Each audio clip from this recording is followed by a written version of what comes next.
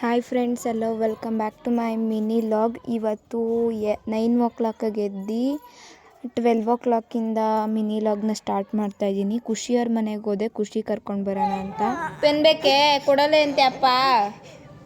ಒಲಲೆ ಮುದೇವಿ ಹಿಂಗೆ ಅಳ್ತಿದ್ದಾನೆ ನೋಡಿ.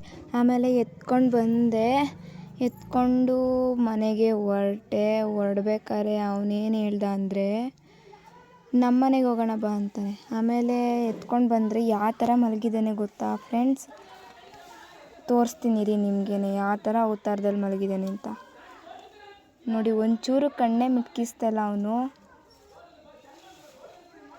ದೆವ್ವದ ನೋಡ್ತಾ ಇದ್ದಾನೆ, ದೆವ್ವದನ್ನ. ಒಂಚೂರು ಏನಾದರೂ ಕಣ್ಣು ಮಿಟ್ಕಿಸ್ತಾ ಇದೆಯಾ?